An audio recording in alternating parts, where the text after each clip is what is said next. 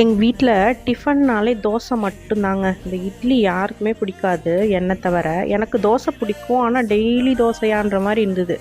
சரி இன்றைக்கி இட்லி செய்யலான்னு முடிவு பண்ணேன். நேற்று தான் மாவு ஃப்ரெஷ்ஷாக ஆட்டியிருந்தேன், நல்லா புளிச்சு சூப்பராக பொங்கி வந்திருந்தது. சரி இட்லி பண்ணலான்னு இட்லி ஊற்றி வச்சுட்டு கார சட்னிக்கு ரெடி பண்ணேன். கார சட்னி தான் நல்லா பெஸ்ட்டு காம்பினேஷன் இட்லிக்கு. பூண்டு, வெங்காயம், தக்காளி, காஞ்ச மிளகாய் எல்லாத்தையும் வதக்கிட்டு ஆற வச்சு அரைச்சி கார சட்னியும் ரெடி பண்ணிட்டேங்க. இட்லியும் வெந்துருச்சு. ஓப்பன் பண்ணால் எனக்கு ஒரு பெரிய சர்ப்ரைஸ். என்னன்னு லாஸ்ட்டில் சொல்கிறேன்.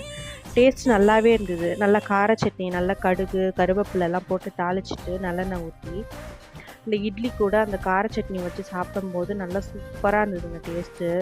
என்ன இந்த இட்லி தான் கல் தோசை மாதிரி ஆயிடுச்சு, கொஞ்சம் சப்பையாக ஆயிடுச்சு, ஆனால் சாஃப்டாக தான் இருந்தது. என்ன நீங்கள் அம்மா கிட்ட ஃபோன் பண்ணி கேட்டால் நீ உளுந்து நிறைய போட்டிருப்ப அப்படின்னு சொன்னாங்க. ஆனால் டேஸ்ட் நல்லா இருந்ததுங்க. உங்களுக்கும் இந்த இட்லி கார சட்னி காம்பினேஷன் பிடிக்கும்னா மறக்காமல் ஒரு லைக் அண்ட் சப்ஸ்கிரைப் பண்ணுங்கள்.